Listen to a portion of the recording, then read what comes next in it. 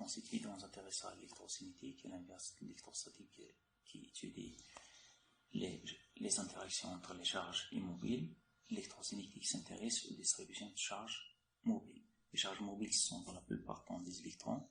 Dans le cas des isolants, les électrons sont au voisinage des noyaux, sont fixes. Donc, tout excès au défaut d'électrons reste localisé où il a été créé. Alors, pour le cas des conducteurs, les électrons sont libres à se déplacer pour que le bilan total des charges soit constant. Donc, toutes les charges créées sur un matériau se répartissent sur toute la surface. Dans le cas d'un conducteur, où reste localisé là où il a été créé pour le cas des isolants. Dans un conducteur, il y a un déplacement collectif des électrons qui sont libres avec une vitesse v. Donc pendant un temps dt, il y a un déplacement d'une quantité de charge dq. Alors on définit le courant électrique comme la quantité de charge déplacée au cours de ces durées de temps. Dans le cas d'un conducteur métallique, les électrons se déplacent dans ce sens-là. Alors, le sens du courant est opposé au sens de déplacement des électrons. Voilà le sens de l'électron de pôle positif vers le pôle négatif, inversement aux électrons qui se déplacent de pôle moins vers le pôle plus. Car le sens de courant correspond au déplacement des charges positives, c'est-à-dire au déplacement des trous qui est dans le sens opposé au déplacement des électrons. On va faire maintenant une application directe, ce qui est activé. Donc, une batterie se charge pendant une durée de 4 heures par un chargeur qui délivre un courant d'intensité de 5 mA sous une tension de 12 volts, qui est le nombre de porteurs de charge, c'est-à-dire le nombre d'électrons circulant dans le circuit pendant la période de charge de 4 heures. Donc, le nombre de charges donné par la quantité de charge qui est déplacée est égal au nombre d'électrons fois la charge élémentaire. Donc, on aura le nombre d'électrons est égal à la quantité de charge qui est déplacée au cours de 4 heures sur la charge élémentaire. Par définition, la quantité de charge est égale le courant électrique fois la durée de temps, donc E fois dt sur la charge élémentaire. En faisant l'application numérique, on aura un nombre de 4,5 fois 10 à la puissance 20 électrons. Pour la loi des nœuds, commençons par la définition d'un nœud. Un nœud d'un réseau est une interconnexion où arrivent 3 fils au plus. Donc, c'est-à-dire qu'il y a interconnexion entre au moins 3 fils. Donc, ce nœud, il y a plusieurs fils, au moins 3 fils. Un nœud n'est jamais connecté à un autre nœud que lui-même. Donc, s'il y a interconnexion entre deux nœuds, donc on va l'appeler un seul, comme étant un seul nœud. Au niveau d'un nœud, la somme des courants entrants est égale à la somme des courants sortants. Si on prend cet exemple-là, les courants entrants sont ceux-là, E1, I et 3, alors que ce sortant c'est E4, I et 2. Donc la somme E1 plus E3 est égale à E2 plus E4. Pour la somme algébrique des courants, on a un nœud et nul. Si on prend par exemple plus le courant entrant, plus le CE1 plus E3 moins E2 moins E4 est égal à 0. On va faire une application, on va prendre ce circuit-là et on va identifier les nœuds de circuit et donner les équations liant les courants dans ce circuit-là. Donc, si on prend chaque point, on lui affecte une lettre. Donc, A, B, C, D, E, F, G, H. Donc, pour les nœuds, c'est l'interconnexion d'au moins 3 fils. Donc, A, il y a 3 fils, c'est un nœud. B, il y a interconnexion seulement de 2 fils, donc n'est pas un nœud. De même, C, il y a interconnexion entre 3 fils, donc c'est un nœud. D, seulement 2 fils. E, il y a interconnexion de 3 fils, c'est un nœud. F, seulement de 2 nœuds. Pour C, de même, 3 fils, c'est un nœud, et H n'est pas un nœud. Donc, on va voir les équations pour chaque nœud. Dans le cas de A, E0 est entrant, E1 et 2 sont sortants, donc E0 moins E1 moins E2 est égal à 0. Alors, on aura E0 est égal à E1 plus E2. Pour C, on a E8 est sortant, E3 entrant, I5 sortant. Donc, on aura E3 moins E8 moins I5 est égal à 0. Donc, on aura E3 est égal à I5 plus I8. De même pour le cas de E, ici c'est sortant, et 3 de même sortant, et I4 est entrant. Donc on aura I4 est égal à I3 plus I6. Dans G, on a I7 entrant, I2 entrant, et I4 sortant. Donc on aura I4 est égal à I7 plus I2. Pour la loi d'Imai, on va commencer de même par la définition de la tension électrique. La tension électrique est une différence de potentiel électrique entre deux points d'un circuit. La tension est mesurée avec un voltmètre. Si on prend par exemple le cas de AF, la différence de potentiel entre A et F est égale à la tension E0. De même, la différence de potentiel entre le point B et le point E est égale à la tension E2. Une branche est constituée d'une association en série d'un ou plusieurs dipôles. Dipôles, on parle des fils, des résistances, des bobines, des condensateurs, ainsi de suite. C'est une portion du circuit située entre deux nœuds. Donc, dans ce cas-là, on a deux nœuds. Donc, c'est B et E. Donc, on va voir les branches dans ce cas-là. Donc, il y a les portions du circuit qui sont situées entre ces deux nœuds. Donc, il y a B, A, E. Il y a de même B, C, D, E. Et il y a de même BE. Donc, il y a trois branches qui sont situées entre ces deux nœuds. Une maille, c'est un parcours fermé constitué de deux branches et ne passant qu'une seule fois par un nœud. Donc, on passe une seule fois par le nœud. Donc, si on prend par exemple dans ce cas-là, A, B, E, F, A, c'est une maille. Donc, c'est un circuit qui est fermé, mais on passe une seule fois par ce nœud-là et par ce nœud-là. De même, B, C, D, E, B, C, c'est une maille. De même, A, C, D, F, A est une maille. Donc, on a dans ce cas-là trois mailles. Donc, dans le cas d'une branche, c'est un circuit qui est ouvert. Donc, BAFE, BE, BCD, E. Alors, pour le cas de la maille, c'est un circuit qui est fermé. Donc, ABEF, ACDFA et BCDEB.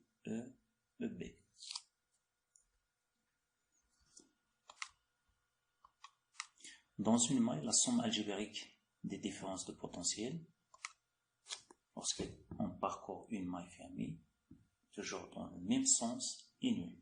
Donc, toujours, on doit choisir le sens de la maille.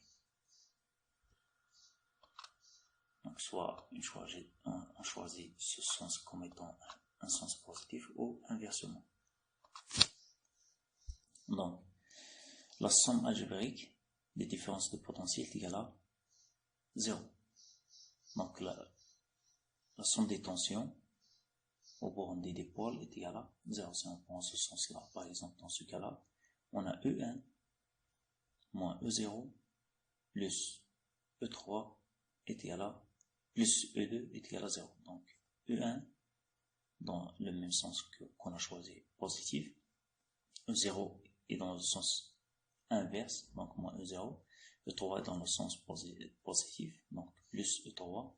Et de même, E2 est dans le même sens, donc positif. Donc on aura E1 moins E0 plus E3 plus E2 est égal à 0. Donc c'est la loi des mailles dans la maille A, B, E, F, A. On va faire une application. Donc on va identifier les mailles dans ce circuit-là et donner les équations liant les tensions. Dans ce cas-là, on a plusieurs nœuds. On a le nœud P, et on a de même un nœud E, F et D. Voilà les nœuds qu'on a. Donc, les mailles qu'on a, c'est A, B, E, D, A. La maille B, c'est F, E, B. La maille D, F, H, B, G. On a de même d'autres mailles qui regroupent deux mailles, par exemple A, B, C, F, D, A, et de même A, C, H, G, A, et on a de même cette maille-là, A, B, E, F, H, G, A, et la maille B, C, H, G, D, E, E, B. Ce sont des mailles. Donc on va faire le bilan différence des potentiels dans chaque maille.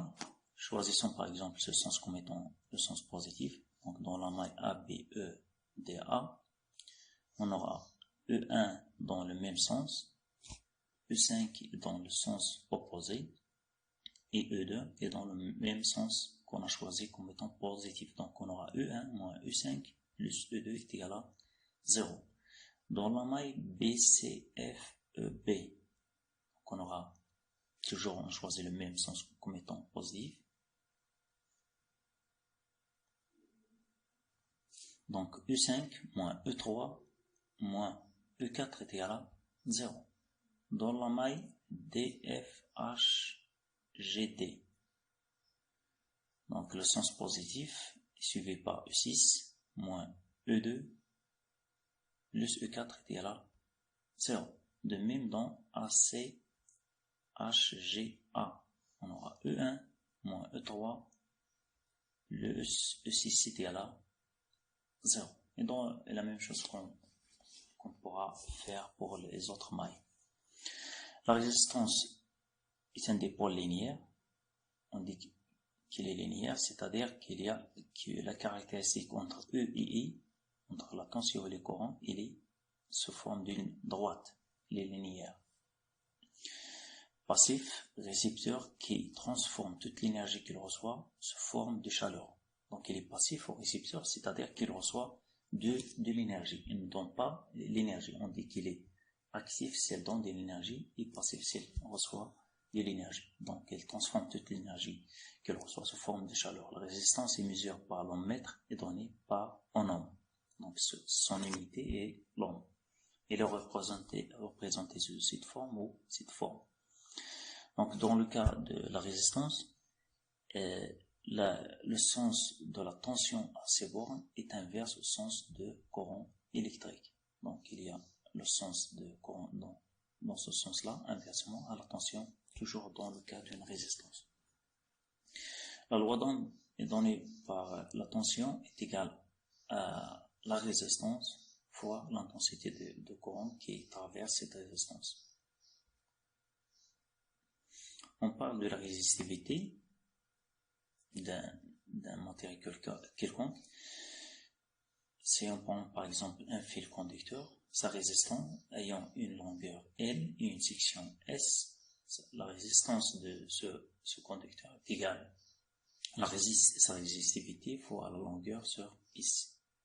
Si on prend par exemple l'argent et le cuivre, la platine, le fer, chacun a sa résistivité propre. L'association en série des résistances. Si on prend par exemple trois résistances, R1, R2, R3, ont en série, donc ils sont parcourus par le même courant, alors pour chacune, il a une intensité qui est différente. Si on prend la différence de potentiel entre A et D, donc VA moins VD, cette intensité-là, cette tension de VA moins VD est égale à VA moins VB plus VB moins VC plus VC moins VD. Donc, cette tension totale est égale aux tensions entre ces deux points, la somme des tensions entre ces deux points. Mais c'est la même chose qu'on applique la loi des mailles entre le point A et D, où on applique la relation de Charles, c'est la même chose dans ce cas-là. Donc VA moins VB, c'est la tension au borne de R1, si on applique la loi d'Ohm, c'est R1 fois I1 fois I. De même, VB moins C, c'est la différence de potentiel au borne de R2. Donc, à partir de la loi d'Ohm, VB moins VC est égal à R2 fois I. Et de même, pour VC moins VD est égal à R3 fois I. Donc, si on factorise par I, donc on aura R1 plus R2 plus R3 fois I. Si on prend la résistance équivalente R1, R2, R3, donc on aura, si on applique la loi des mailles entre A et D, et on prend une résistance qui est équivalente à ces trois résistances, on aura R équivalente fois I est égal à la tension au borne de cette résistance équivalente, c'est-à-dire entre A, I et D.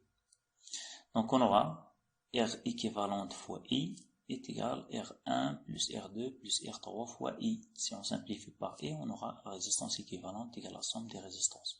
Donc, dans le cas d'association en série des résistances, la résistance équivalente est toujours égale à la somme des résistances qui sont en série. Donc, si on a un nombre n de résistances qui sont associées en série, la résistance équivalente est égale à la somme de ces résistances. Pour le cas d'une association qui est en parallèle, donc on a R1, R2, R3 qui sont associés en parallèle, donc à leur borne il y a la même intensité, la même tension plutôt, la même tension aux bornes de R3 et que R2 et de même pour R1 et de même si on prend une résistance équivalente à ces trois résistances, elles ont la même tension à leur borne. Donc, la tension qu'on a ici, l'intensité plutôt qu'on a ici, est la même dans ce cas-là lorsqu'il y a association en parallèle. Donc, on a un nœud ici. À ce point-là, il y a un nœud, donc I est égal à I1 plus I2 plus I3 dans ce cas-là. Donc, I est entrant et I1, I2 et I3 sont sortants.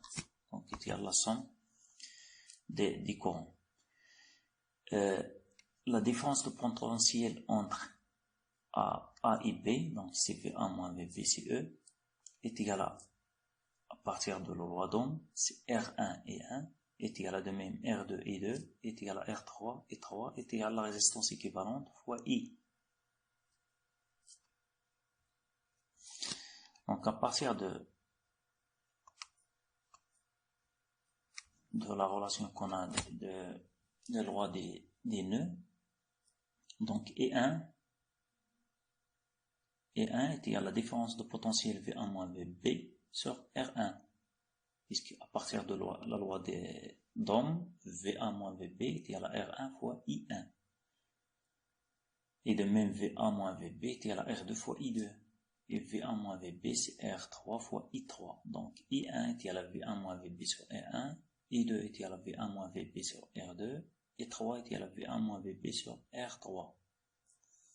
Est égal finalement V1 moins VB sur R équivalent. Donc 1 sur R équivalent est égal à 1 sur R1 plus 1 sur R2 plus 1 sur R3. Donc en général, si on a N résistances qui sont associées en parallèle, l'inverse de la résistance équivalente est à la somme des inverses des résistants, de toutes les résistances qui sont interconnectées en parallèle. On va faire une application, quelle est la résistance équivalente de ce montage qu'on a dans cette figure. Donc on a, tout d'abord, on va commencer par R2 et R4 qui sont connectés en série. Donc leur résistance équivalente sera la somme des deux, puisqu'ils sont en série. Donc ici on l'appelle R2 4 est égal à la somme des deux, R2 et R4. Donc on aura, le montage devient sous cette forme, R2 4 en parallèle avec R3. Donc on va calculer la résistance équivalente à ces deux. Donc R2, R3 et R2 4 sont en parallèle, alors la résistance équivalente ou l'inverse de la résistance équivalente à ces deux, 1 sur R2 4 5, R2 plutôt 3, donc R2 4 3 est égal à 1 sur R3 plus 1 sur R2 4. Alors on aura cette résistance R2 4 3 est égal à R3 fois R24 sur R3 plus R2 4. Donc notre montage devient sous cette forme, donc R1 en série avec R2 4 3 en série avec R5. Alors la résistance équivalente sera finalement, donc ils sont en série, c'est la somme, cette résistance plus celle-là plus celle-là. C'est R1 est égal à R2 est égal à R3 est égal à R4 est égal à R5 est égal à R. Donc on aura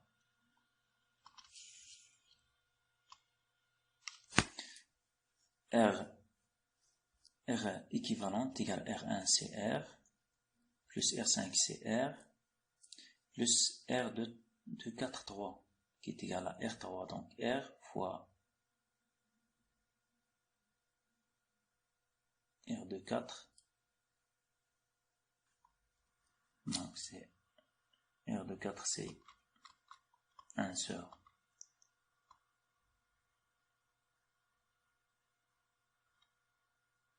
donc si on remplace R3 c'est 1 sur R, 1 sur R2 4 c'est 2R, 1 sur R plus 1 sur 2R, donc on remplace donc 1 sur R plus 1 sur 2R,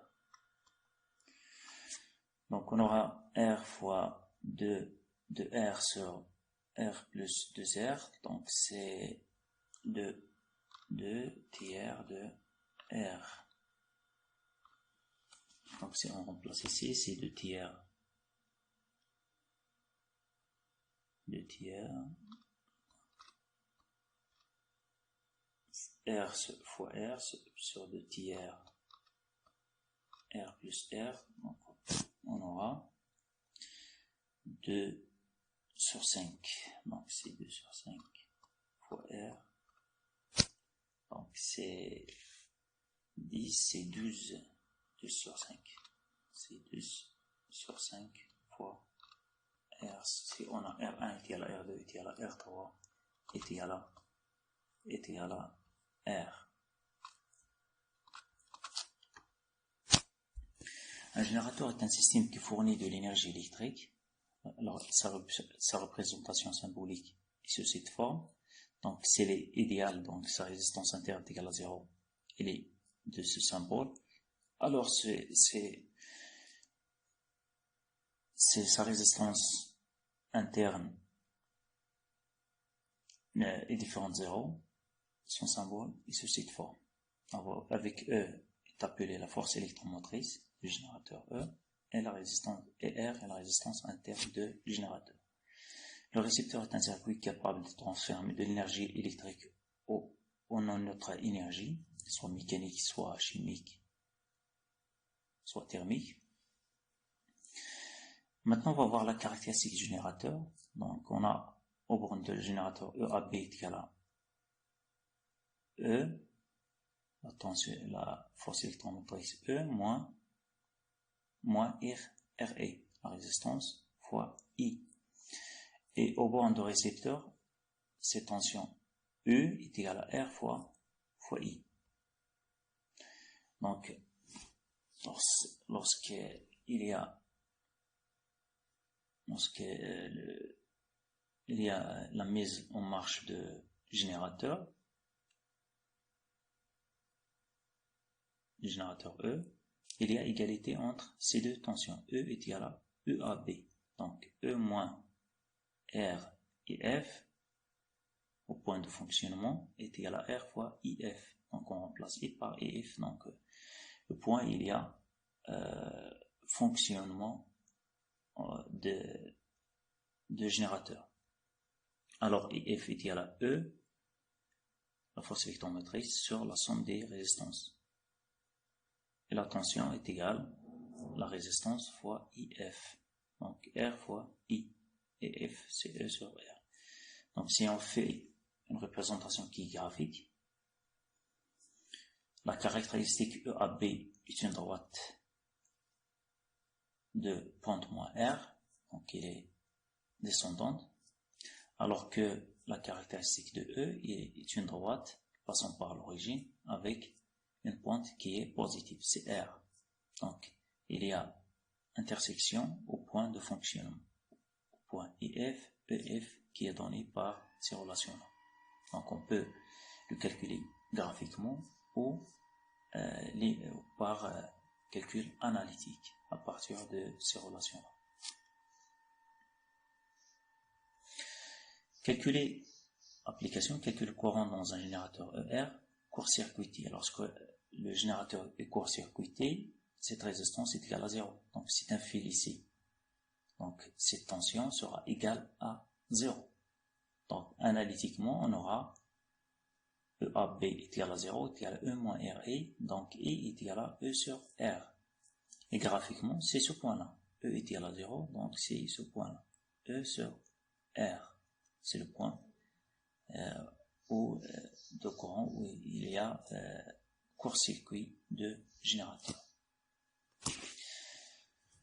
Donc pour le point diviseur de tension, si on prend par exemple R2 et R1 qui sont en série, on veut calculer la tension aux bornes de R1 avec la tension aux bornes de l'association en série des deux résistances R1 et R2 CVE. Donc on a VE est égal à R1 plus R2 puisqu'ils sont en série, fois I, fois le courant qui passe à travers ces deux résistances. Si on applique la loi d'Ohm pour R1, on a VS est égal à R1 fois I. Alors VS est égal à VE fois R1 sur la somme des deux résistances. Donc on a le courant est égal à la tension VE sur la somme des deux résistances. Si on le remplace ici, c'est R1 fois VE sur R1 plus R2. Donc VS est égal à VE sur fois R1 sur R1 plus R2. Donc, dorénavant, on va l'appliquer directement. Donc si on a association d'un certain nombre de résistances en série, la tension au bornes d'une résistance est égale à la tension alors borne fois la résistance au bornes de laquelle on calcule la tension fois sur la somme des résistances qui sont connectées en série.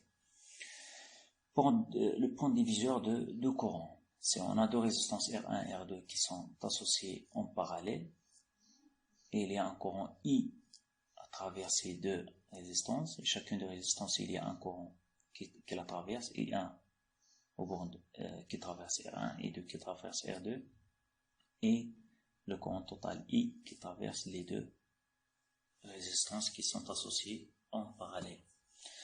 Donc, si on applique la loi d'Ohm pour l'association parallèle de résistance, donc c'est E fois l'association parallèle de R1 et R2, donc il y a là I fois R1 et R2 sur la somme des résistances R1 plus R2, et aux bornes de résistance R2, E est égal à R2 fois I2. Donc, si on remplace la tension, c'est RI fois R1, R2 sur R1, R2 est égal à I2 fois R2. On simplifie par R2, on aura I2 est égal à I fois R1 sur R1 plus R2. Donc, dorénavant, si on veut calculer I2, est égal directement I fois R1 fois la résistance, l'autre résistance, sur la somme des deux résistances. On va faire une application en appliquant le diviseur de tension, calcule la tension à travers la résistance R3 et R4. Calcule les courants dans chaque branche par la méthode de diviseur de courant. Donc, on va calculer tension par le diviseur de tension et les courants par le diviseur de courant. Maintenant, on va calculer la résistance équivalente pour chaque branche et la résistance équivalente totale pour le circuit, à chaque fois qu'on a intérêt à l'une des résistances, on va l'appliquer. Donc on a pour cette branche R2 plus R4, R24 c'est la somme puisqu'ils sont en série. Pour celle-là, pour cette maille, on a R2, 4 étant parallèle avec R3, donc on a R2, 3, 4 égal à R3 fois R4 sur leur somme. Donc R2, 4 fois R3 sur leur somme, donc c'est 15 ohms. La résistance équivalente, donc c'est R1 plus la résistance équivalente de cela, qui est R2, 3, 4, qui est en série avec R1. C'est 25 ohms. Maintenant, on va appliquer le diviseur de tension pour calculer la tension aux bornes de ces résistances. Donc R3 est en parallèle avec R2 en série avec R4. Donc la tension E3, c'est la tension aux bornes de R2, 3, 4. Donc E3 est égal à la tension E fois la résistance aux bornes de laquelle on veut calculer la tension, c'est R2, 3, 4 sur R2, 3, 4 plus R1. Donc c'est 12 volts si on fait l'application numérique. Au U4, c'est la tension aux bornes seulement de R4. On va la calculer en fonction de E3. Donc E4 est égal à E3 fois R4 sur R2 plus R4 par application directe du diviseur de tension. Pour le calcul des courants, E1 c'est le courant qui traverse tous les circuits. Donc il traverse toute la résistance, cette résistance équivalente. Donc si on applique la loi d'Ohm, E1 est égal à E sur la résistance équivalente. Donc la tension E est égale à E1 fois la résistance, toute la résistance équivalente. Donc E1 est égal à E sur la résistance équivalente, c'est 0,8 ampères. Par application de diviseur de courant, E2, c'est le courant qui traverse R2, 4. Donc E2 est égal à I1 fois R3 sur R3 plus R2, 4. De même pour E3, c'est le courant qui traverse R3, qui est en parallèle avec R2, 4. Donc E3 est égal à I1 fois R2, 4 sur R2, 4 plus R3.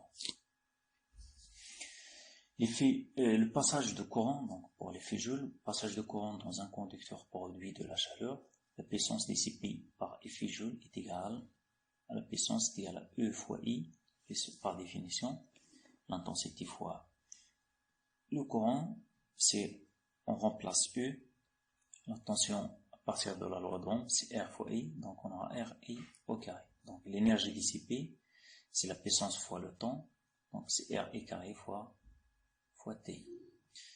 Donc il y a plusieurs applications de ces c'était fait joule, par exemple les radiateurs électriques, les lampes à incandescence et l'ampèremètre thermique.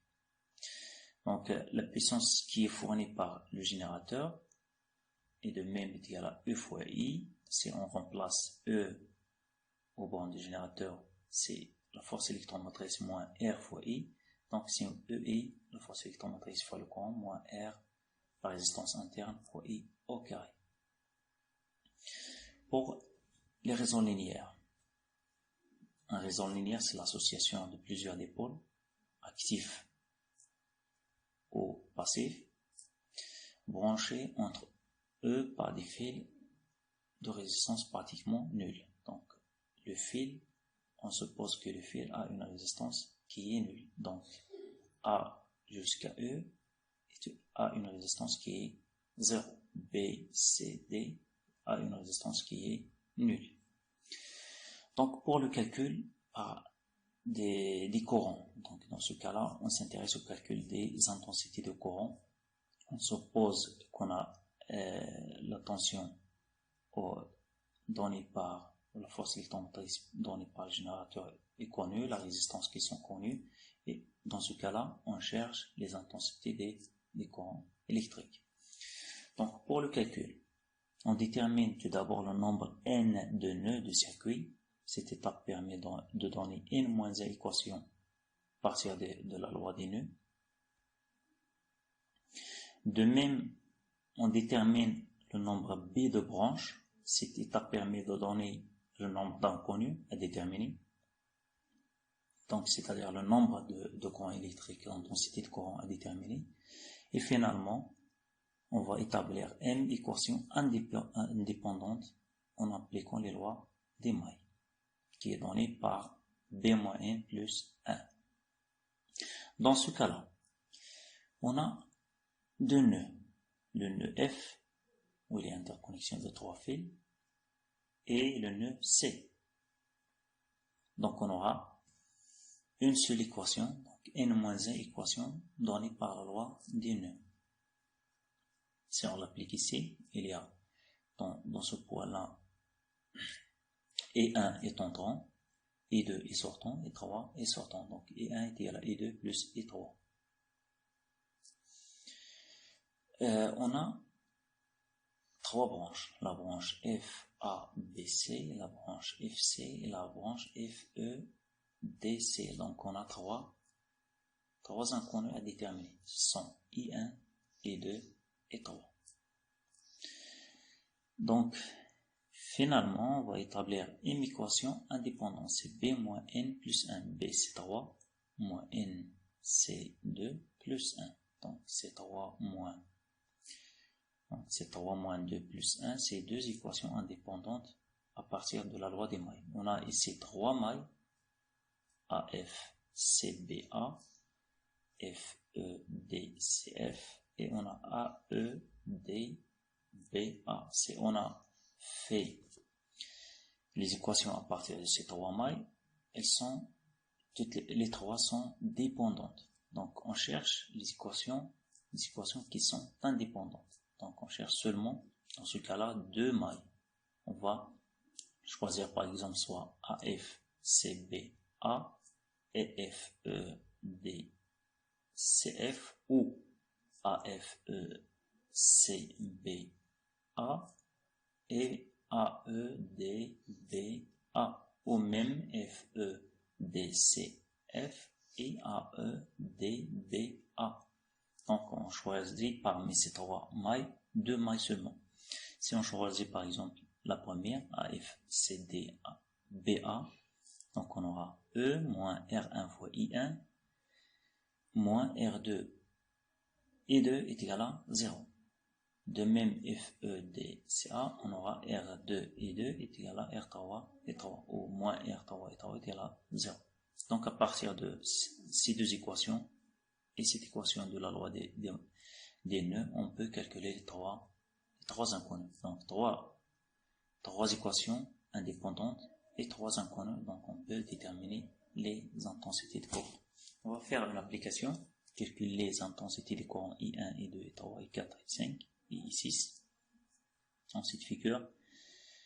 avec E1, E2 sont connus et toutes les résistances sont de même connues.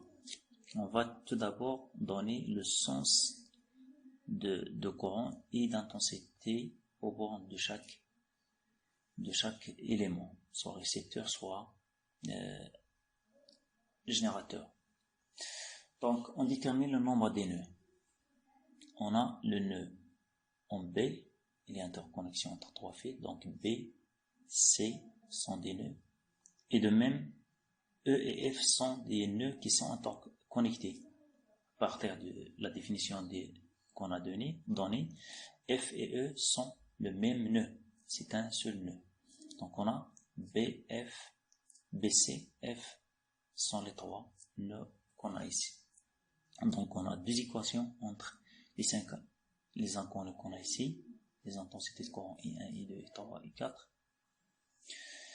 Donc on choisit deux nœuds entre ces trois. Donc soit BC, soit BF, soit CF. Donc on choisit maintenant BC, donc au point B, I1 est entrant, I2, I4 sont sortants. Donc on aura I1 est égal à I2 plus I4, donc c'est-à-dire I4 est égal à I1 moins I2. Au point C, on a I2 entrant, I5 et I3 sont sortants, donc I2 est égal à I3 plus I5. Donc on aura I5 est égal à I2 moins I3. Donc on a 5 branches, BA, GF, BF, BC, CE, CD, EF. Donc on aura 5 inconnus à déterminer, I1, I2, I3, I4 et I5. Maintenant on va déterminer le nombre d'équations par maille qui sont indépendantes. Donner M est égal à B moins N plus 1, donc 5 branches moins 3 nœuds plus 1 est égal à 3 équations qui sont indépendantes données à partir de la loi des mailles. Donc on va choisir parmi ces mailles-là. Donc on a plusieurs mailles, A, B, F, G, A. On a de même B, C, E, F. On a C, D, E, C.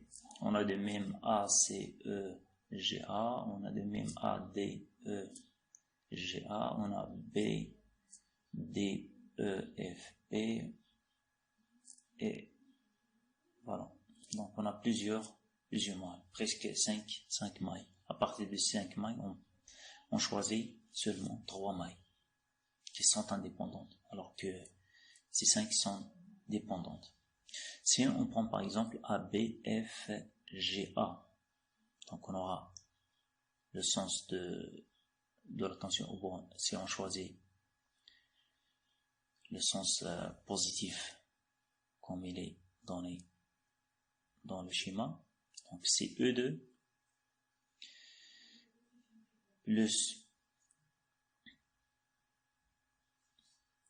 R4 et 4 moins E1 moins R1 est égal à 0.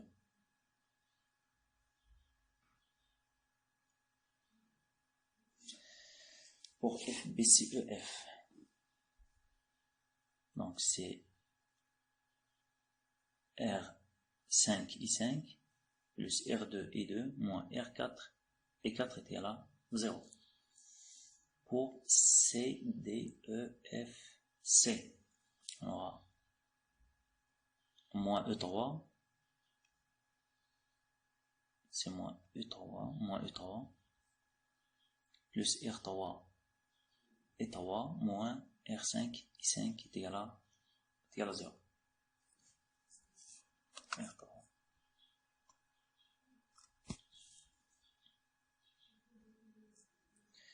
Donc si on remplace la résistance et la force électromotrice, on aura ces équations-là.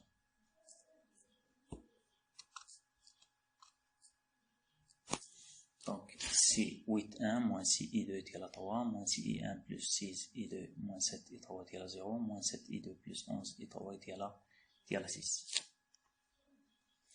Sous la forme matricielle, donc le coefficient de I1 c'est 8, moins 6, 0.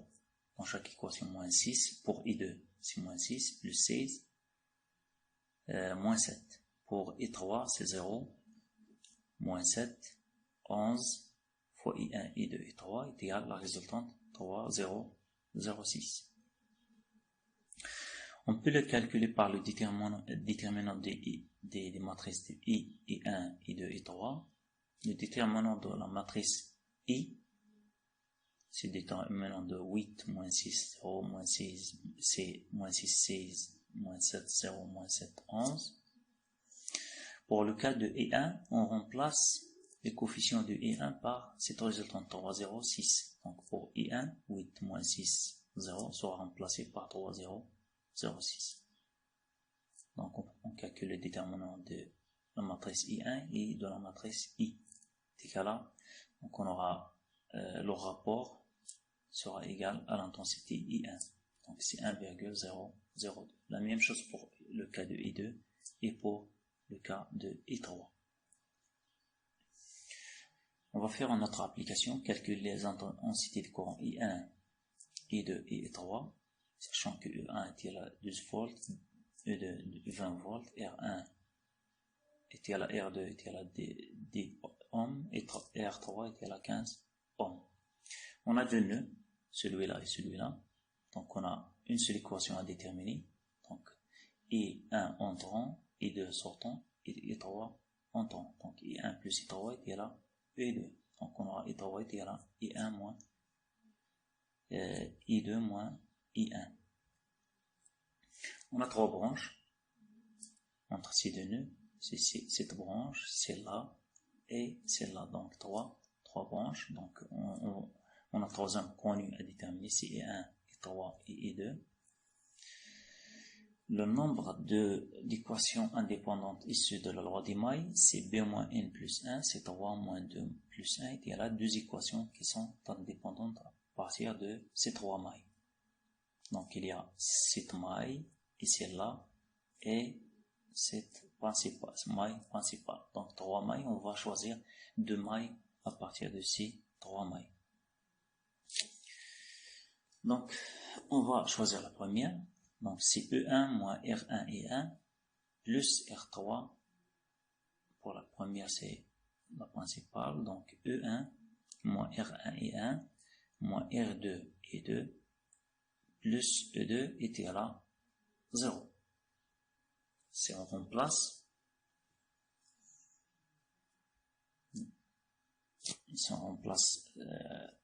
les résistances par leur valeur, donc R1 et 1 plus R2 et 2 sera égal à E1 plus E2. On remplace 10 I1 plus 10 I2 est égal à E1 plus E2, c'est 12 plus 20, c'est 32. Pour la première maille, E1 moins R1 I1 plus R3 I3 est égal à 0. Si on choisit ce sens comme étant positif. Donc on doit choisir un sens qui est positif pour chaque maille. Dans ce cas-là, on remplace I1 à partir de cette relation de la loi des nœuds. Sera R3 facteur de I2 moins I1. On aura E1 moins R1 plus R3 I1 plus R3 I2 égale à 0. Et on remplace les résistances. Donc on aura 25 fois I1.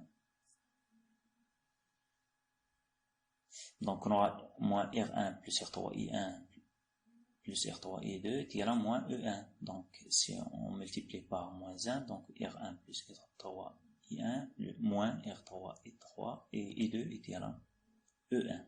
Donc c'est 25 I1 moins 15 I2 est égal à 12. Donc on a deux équations.